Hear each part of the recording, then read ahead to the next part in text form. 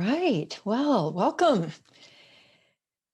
For those of you who have not met me, I'm Katie Hendricks, and I've been I've been playing with all of these concepts for really all of my life now, and I want to share something with you tonight that I find particularly valuable, and it may seem a little bit odd. So I'd like you to just take a breath and see if you would be willing to just kind of flow with maybe a different kind of experience today, maybe with having some surprises, and just notice your particular orientation towards surprises.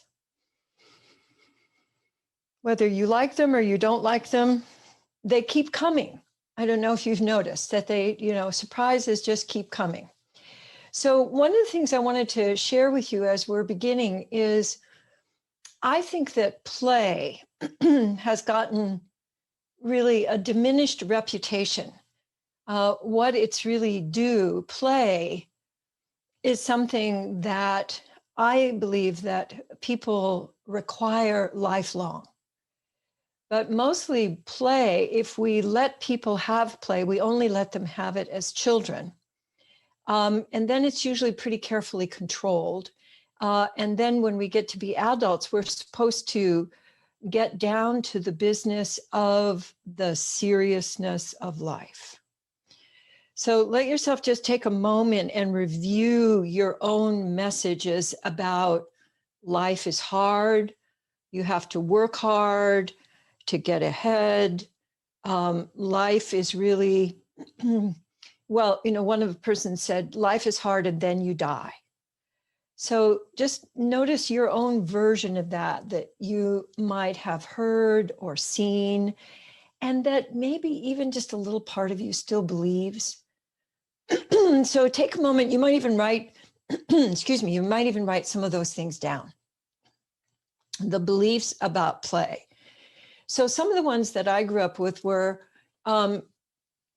play is not as valuable as work. Work is much more valuable than play, and work you must do before play. If you have time for play, maybe a little bit of play is okay, but the main orientation is work. And one thing I want to invite you to do is notice how your body is responding to these various assertions. Notice if something starts to ping, or you feel sort of compressed, or you remember something. Here's one that just popped into my mind. If you kids keep that up, somebody's going to get hurt. That play is inherently dangerous, and that you must be careful all the time. And I think as play has gotten more structured too, when I was a child, it was really go out and play and come back before dark. And that was it. That was our directions about play. So we really had a lot more freedom to invent the kind of play that we wanted to create. And the loss of play, I think, has just enormous implications. And so I might mention some of that as we're going along. So see if where on the hierarchy of value you have play. Just notice that. And that might change some as we're talking. We'll see. So what do you think is the most universally popular game? And I invite you to just write that in the chat. Like, what do you think is the most universally popular game? Poker, great. I didn't see. Tag, Scrabble, great. Jokes, great. Love it. Good. Keep it coming. Yeah, tag. Monopoly. Yeah, that was in my family. That was the big one. Monopoly. Yeah, when we. So notice again if you have anything else to add. Scrabble, drama. Yes. So the most universally popular game across all cultures is peekaboo. And I was visiting some friends. I had my first post-COVID vaccination road trip and went to visit some friends who are also vaccinated. And we were sitting around the table, and their daughter, we were sitting across from each other, and their daughter went, and she went, you know, out of the frame, and then she came back in again. And so I, of course, noticed this. And so I went over the other direction, and then I popped up in a different way. And of course, she giggled. You know, she's 5 years old, and peekaboo still made her giggle. And my sense is that we're just peekaboo waiting to happen. That everybody likes a version of peekaboo and the surprise of disappearing and appearing. And in order to play peekaboo, you have to do the things that I want to share with you today. You have to presence yourself, you have to connect, and then you get to play. And so I wanted to do a little bit of a different version of peekaboo with all of you to give you a sense of not only the value of play, but as play, but the value of play to give us a new framework for being together. Because our being together, especially in recent years, has gotten a couple of things. It's gotten more head centric, like content. When we're exchanging with each other, we usually are exchanging content. So just imagine that all of you is up here. Okay, so gather all the important things of you and bring them up into your head. Yeah, and let your head get really big because you're having to hold all of that stuff and remember it and remember what you said to people and what you didn't say to people and how they're responding and what that means. And, you know, and so it makes you very big-headed. Whereas the rest of you just kind of disappears and doesn't get much attention. Play is the heart of creativity. So the moment that you play with something, just think for a moment how you think of play. When you think of play, so a lot of you thought of structured games when you thought of play. And that's great. Those are important ways of us learning how to play with each other and how to keep play going. And they're also more socially acceptable. I was doing a workshop, was actually doing sort of an executive coaching with the senior executives from Bell Labs. And so we're all sitting around a conference table. There are about 12 of us in a room, a conference room, and we're sitting in chairs. And of course they're ready to get to work. And so I said, now before we get to work, I'd like you to all choose a different chair to sit in, but you cannot put your feet on the ground to change the chair. So I just created a little structure for them to play. And it was absolutely wonderful. They climbed up over the table. They climbed up over each other. They helped each other over the table. And we all then got a completely different framework for how we could explore together. That the value of inventing is as important as the value of remembering what you already know. So I want to do a little version of both Presence Connect play, but it's also kind of a version of peekaboo. And I want to demonstrate it with all of you, and then I want to have you get into some smaller groups to experiment with each other. So I want to share with you a game that I invented years ago called Pass the Energy. And I'm going to just gather up energy here, and I'm going to shape it.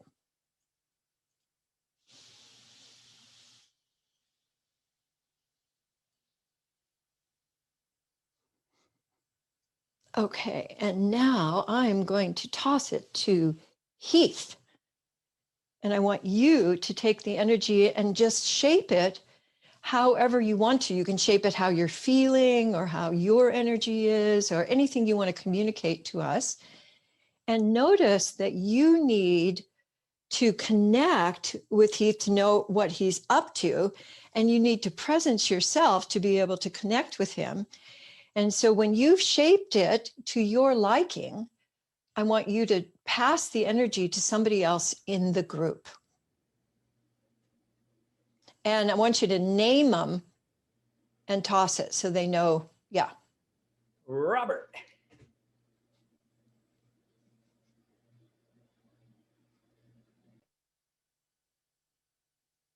Wonderful. And so you just shape the energy how you want to, Robert. And when you're ready to, you gather it up and you send it to somebody else.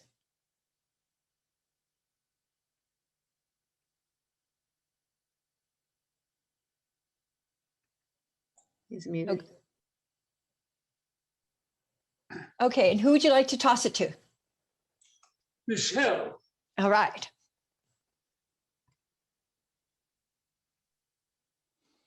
Now, notice how this is for you, what you're experiencing while you're noticing how Michelle is shaping the energy.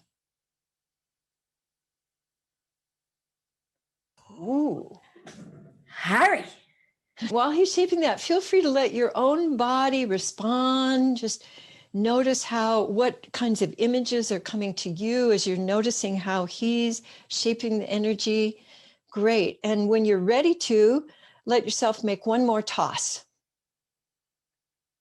So I'm going to get it to Ella. all right.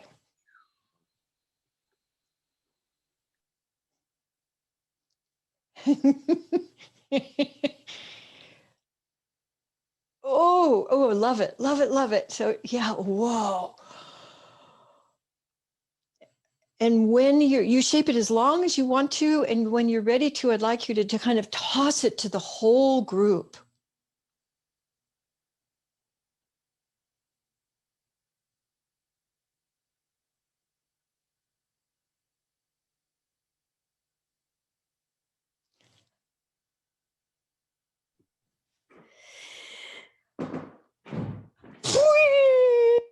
Wonderful. Everybody, let yourself receive it. And just take a moment where you are and take that energy and shape it for yourself. Just what's going on for you right now after watching all of that and receiving all of that. Yes, because I want you to take that energy in just a moment, and I'm going to have you get together in a breakout group for 5 minutes or so and continue playing. I want to say just a couple of things about what opens up. My guess is that for most of you, you were giving your attention to what the person was doing. So the idea of playing with the unknown draws our presence. And then what I found was that as I was present, that I connected with them through my curiosity about what they were going to do and what I could learn about them from how they were shaping the energy. And then how they shaped the energy created more possibility in me. I could feel like, oh, that's a whole other thing. Oh, could do that. Oh, that's interesting. So I had this expansion of my own curiosity. So I invite you to notice that one of the elements of what I call presence, connect, play is that it allows us to move into the unknown with confidence. And it allows us to move into the unknown, ready to create. So when I'm doing past the energy, I find that I don't get scared. Whereas if I'm just coming into a group and we were sitting there and I was going to ask you to introduce yourself, I bet most of you would get scared. I would get scared. I was like, oh, what am I going to say? And how am I going to? But when we connect through the medium of bringing ourselves present, connecting, and then seeing what wants to emerge, you actually could do that over and over and over again throughout your whole day. And instead of working on things, you could play your way through your days. So that's a possibility. So what I want to invite you to do, Michelle, do we need time to put them into group or we're ready to go? Okay, super. So here's what I would like you to do. I'm going to ask you for 5 minutes to pass the energy, and then for another 5 minutes to talk about your experience with play, your experience in growing up with play. How does play enter into your life now? Do you miss play? Do you think other people play better than you do? Just all of your experiences around play. So 5 minutes of pass the energy, and you may go around once or you may go around several times, and then 5 minutes about talking about the value of play in your life. And, I don't know if it has value, so we'll find out. Okay, so any questions about what I'd like you to do for the next 10 minutes? You can just unmute yourself and ask if you have a question. Okay. And here's the other thing you can add. You can unmute yourself in your group and you could add sound if you want to. Not required, but you could add sound if you want to. All right, super duper. So have fun and I'll see you back here in 10. Right. This is our this is our own version of peekaboo. We do Zoom peekaboo. They're gone and then they come back and here they are. Here you are. So I think there's lots that we could create over Zoom that would make it even more fun for us. If you have a comment or a question about what you were just experiencing, would you put it in the chat?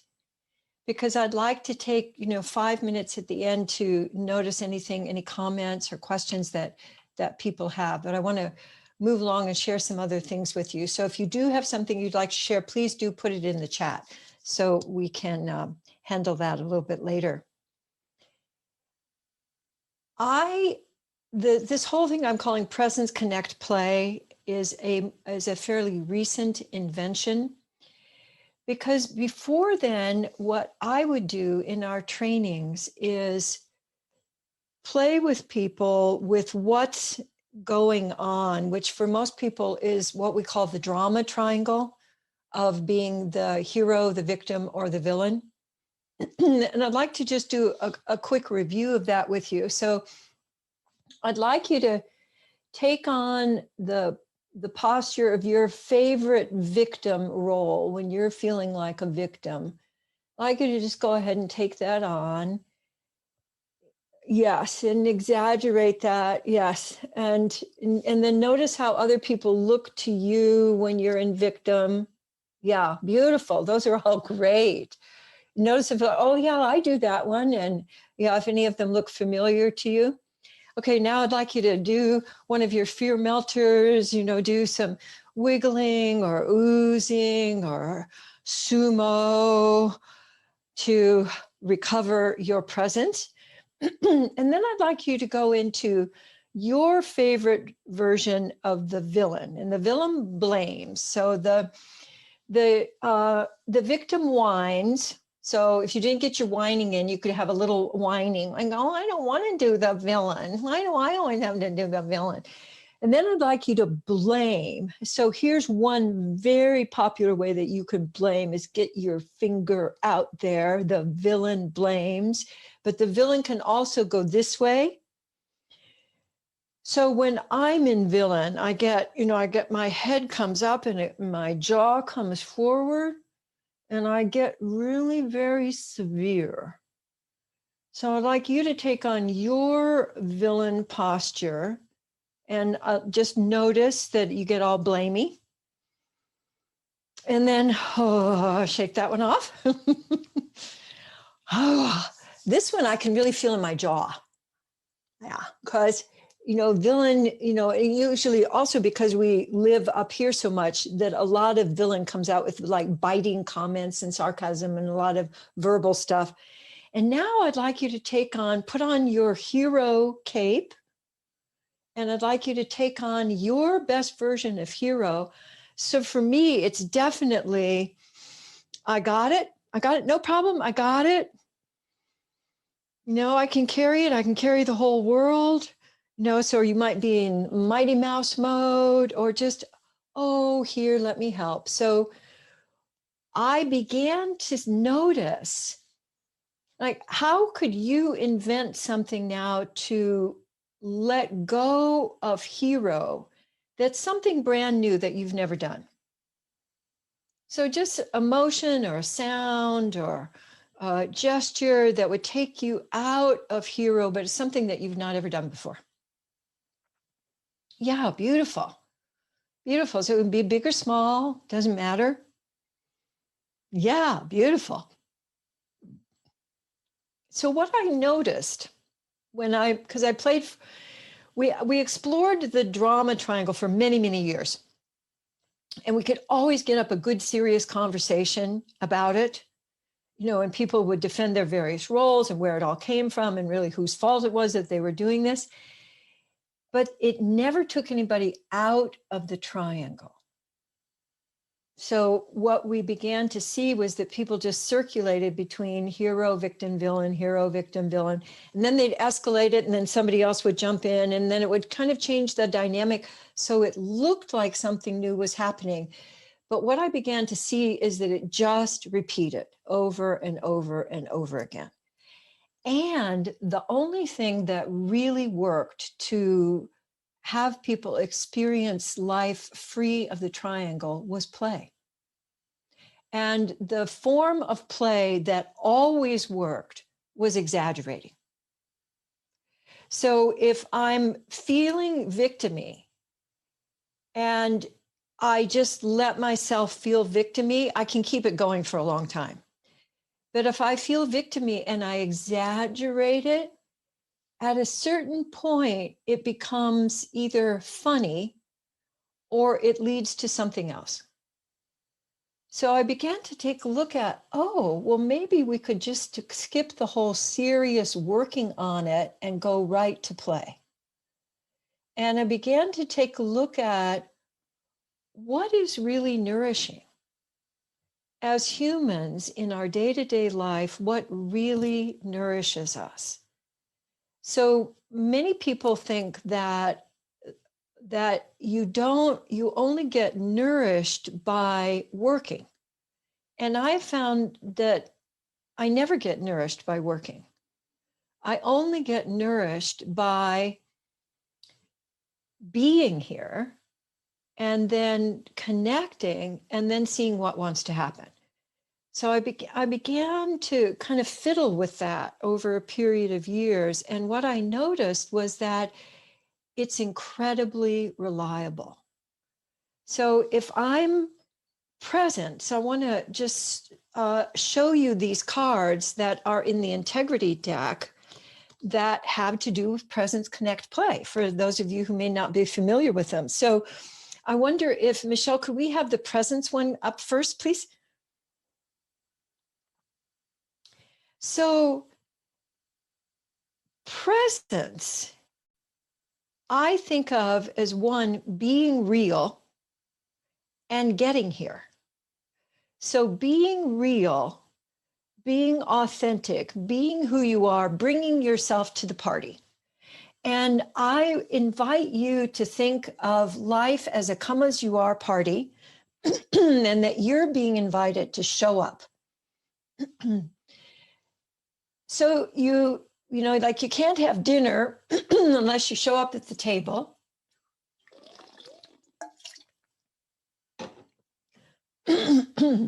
And presence allows you to bring your whole self here.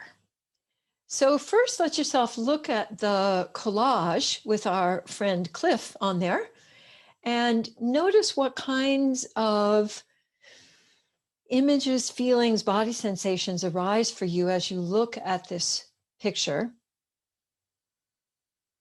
And then I want to have you experiment with the elements of presence.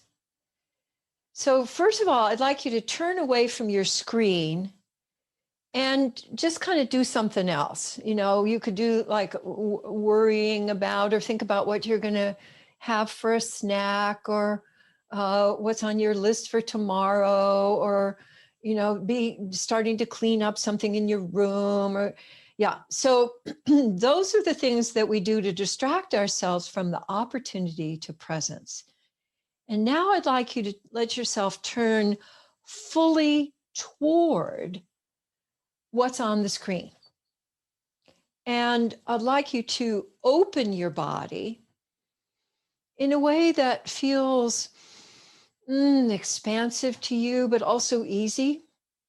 So you're turning fully toward. Now, let yourself experiment with like having your upper body turned toward, but your lower body, your feet are thinking, oh, I've got something I need to do.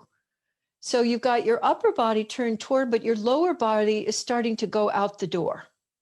And then just notice the jangliness that creates for you as compared to turning your whole body toward. Now, the other aspect of presence that is very simple, but usually doesn't get included, is to have an open posture.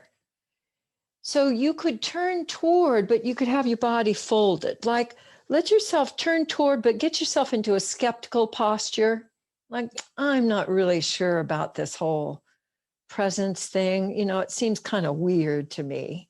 You know, so your own version of closed up posture, or like, oh, I have a better idea than that. I know better than that. And then notice what happens to your presence when you fold up your posture, with your experience of actually being here and being ready. So presence is getting ready to connect. I don't know how many times I've had experiences where I sort of just missed something because I wasn't there. Like a message coming in or an opportunity to go do something really interesting, because I just simply wasn't there. So when you open your posture, now play with opening your posture in some new way, some easy new way. Like I'm letting a little kind of vertical wiggle come through my body as I'm opening. And then notice that the other suggestion is easy breath. So very often when we're going to presence, when we're attempting to presence, the actual energy of turning toward scares us. And in the getting scared, we go and stop our breath. So presence brings up more energy, and most of us are not used to having that much energy circulating, and we get scared. And one of the ways you can shut down is to stop your breath. So let yourself find an easy breath, relaxing your belly on the in-breath. And if you're feeling some tension, just go ahead and tighten your belly on the out-breath, and then let your belly relax on the in-breath. So presencing can be very reliably found, regained, expanded by turning toward, opening your posture, and breathing easily. And then the question becomes, how can I easily turn toward what is actually happening and open my body and breath to respond resourcefully to what is emerging? So what is emerging is often play. So this is the presence card. There are a whole bunch of things that can promote presence, but these are really the fundamentals that are quite reliable. The foundation of presence you can keep returning to and cultivating and expanding and weaving into your day-to-day life. So let yourself just take a kind of spontaneous movement while we change the card to the connect. card. So connect, what we know now is that the antidote to addiction is connection, is not different substances. It's not laboratory tests. It's not rehab. It's connection. And that when I'm presencing myself, I am then available to connect. And when I connect, I'm including more energy in my life than I have on my own. And connecting is, we have a whole bunch of different ways to connect, but one that I'm going to ask you to play with right now is appreciating. I have found that appreciating is a very reliable, easy way to connect. So the sentence here, I'm open to connecting fully with my body intelligence and fully with the people in my life. How can I connect fully with my body intelligence and with the people in my life? So if you look at the picture, you'll see different ways of connecting. We connect through our eyes. We can connect through touch. We can connect through movement. But all of those have in common, appreciating is letting yourself open to being sensitively aware. So I'd like you to take a moment right now and give some sensitive awareness to yourself. And one of the ways I like to cultivate that sensitivity and wonder is with the For those of you who haven't tried the through a whole out breath, that opens wonder, which is very related to appreciating.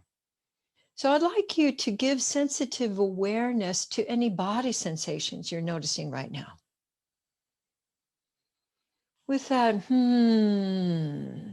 and giving your sensitive awareness to any thoughts that have been recycling in your mind, or any feelings that have been, they're sort of hanging around in the periphery, but you haven't really connected with them.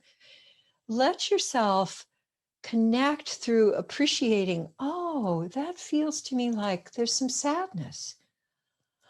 Let me presence, turn my attention toward, fully turning toward, and then and connecting. Because we often think of connecting is just with others. But if I connect first with myself, then I'm available to connect with others. And I tell you, it's like, in the old days when we used to go through airports, haven't done that in over a year, but I'm looking forward to being able to do that again, maybe by the end of the year. And when I would go through airports, there was always somebody who was ready to connect. So if I would connect with them, they would connect back with me, and we would have our own little version of peekaboo. So let's go ahead and take a look at the play card for a moment.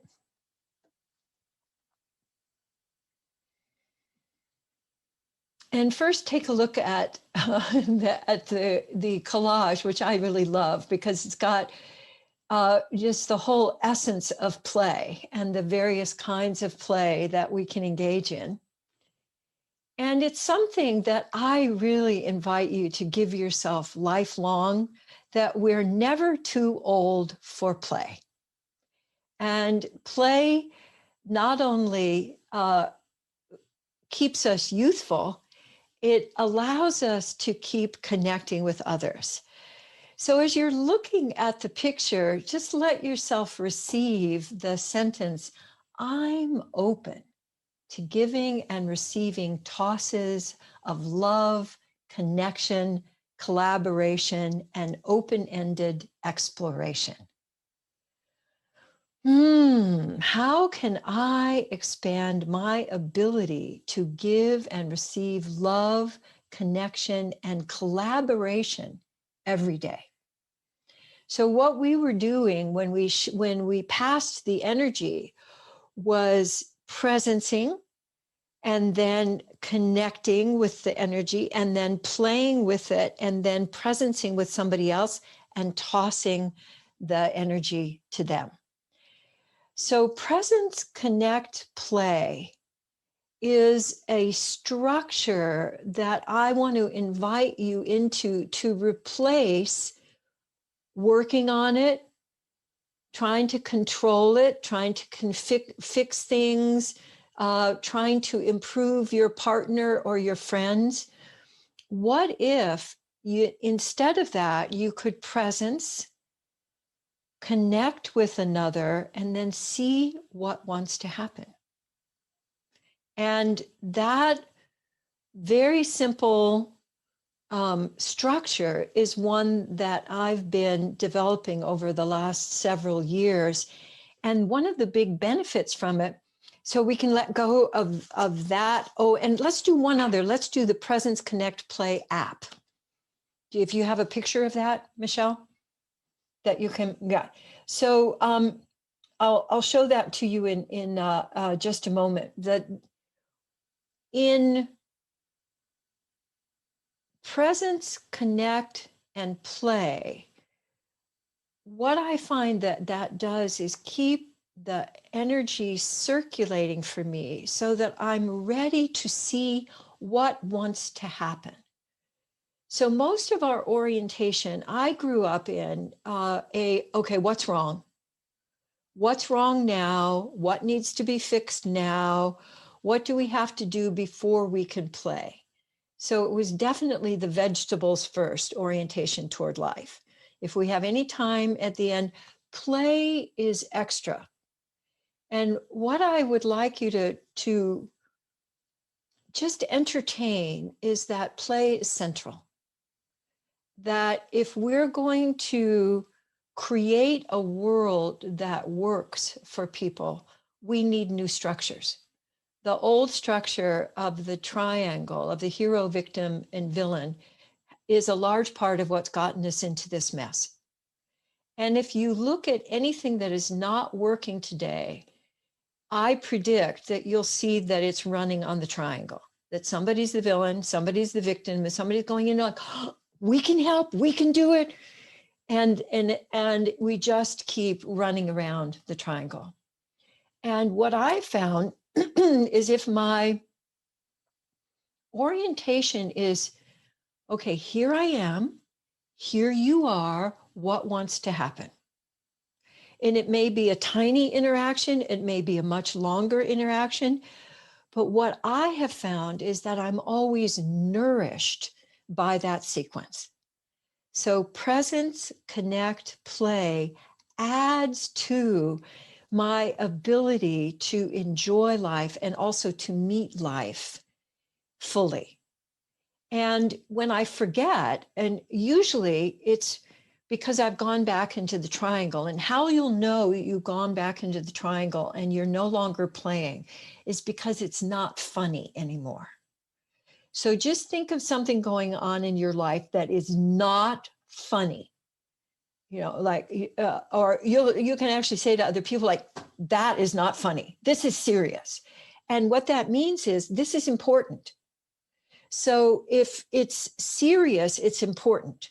If it's funny, it's not serious and it's not important. And that's a division that I think has kept us all like being in this gerbil wheel of working hard and then expiring. So what if every interaction were an opportunity to get real, get here, get connected, and see what wants to happen? So that's what I want to suggest to you. And I want to, yeah, we have a couple of minutes for this, but I first want to show you, can we see the Presence Connect Play screen for a moment? This is an app that I imagine some of you don't know about. And we created an app to go with Evolutionary Playground, which gives you choices of different ways to present, connect, and play. And it's a free app. So I wanted you to know about it because we're just playing with a few of your choices this evening, but there are many more and they're on the app. And here's the cool thing is that it'll give you suggestions that may be new to you. And then you can experiment with those like through a day or through a week. And then you can go in, oh, I'd like to have another combination. You just go in and click and it'll give you a new combination. And we're always, we're updating this so that it becomes even richer for you as a resource. But I wanted you to know about this because now that you've had this introduction, I invite you to use the app to expand your presence, connect, play vocabulary and choices. Wonderful. So let's come back to the big group now. And you might have favorites, of presence, connect, play, but the one that I would like to have you experiment with a partner for just a few minutes now is to turn toward, to make some kind of contact with your partner, either verbally or eye contact. And then I'd like you to exchange a couple of appreciations. Now, I'm not going to ask you to appreciate the other person. I'm going to ask you to appreciate yourself to your partner. So we're kind of up the ante here a little bit because, appreciating yourself can bring up some kind of nervousness. So I'd like you to give yourself 5 appreciations, and then I'd like your partner to give themselves 5 appreciations. And I'd like you to notice what happens to your sense of connection, your sense of presence as you're doing that. So I just want to take a couple of minutes to do that. So let's take 3 minutes you'll get a partner. It's probably somebody that you don't know. And so I'd like you to kind of, what do you need to do to open your posture, open your breathing, turning toward, and then 5 appreciations each. Okay, so I'll see you back here in just a few minutes. Super. One thing I notice when I'm presence, connecting, playing is that it disappears time. So here we are almost at the end of our hour. I also noticed that as I've been practicing this, I have more fun even with issues. So you can actually play your way through issues. You don't have to work your way through issues. So that's a possibility. So Michelle, how about you make your invitation and then I'll make another one and then we'll wind it up. All right, I popped in the chat an invitation to our Bigly Poem Network. This is a place where you're going to find all things Hendricks. You're going to find Katie and the whole community. So you can come on the network. It's a private, it's like social media without all the junk. It's a private place for us. And so you can bring your questions there if you have any. Wonderful. And I also want to share with you that these cards are part of our integrity deck, which is part of a year-long course that I'm starting in June called Reweaving the World, that I'm very excited about, that is about creating new structures that support our aliveness, support our connection, support our creativity to generate a world that works for everyone. And my sense is that embodied integrity is the only thing I know at this point that is really going to make a difference, rather than trying to, because the old exogenous structure has pretty much failed. And so to create something that is in alignment with reality, was in alignment with evolution, is what we're going to be up to. And I wanted to take a whole year so that the embodying can happen in a way that's friendly to all of us, and that we can have a community that's evolving together. So we have lots of information about that if you want to get that, and you'd be so welcome to join us. So thank you all for being here and experimenting with Presence Connect Play. And want to just leave you with one of the things that can shift everything is just to make a new choice. So you don't have to solve the whole thing, just make a new choice. So right now, you could just make a new choice about how you're using your body. Could be big or little, but no, just one new choice sets you off in a different direction. And then off you go into an evolving future that you're co-creating. So thank you so much for being with us, and I love seeing all of your faces. And until next time. Thank you, thank you, thank you, thank you. Thank you. Thank you for being here.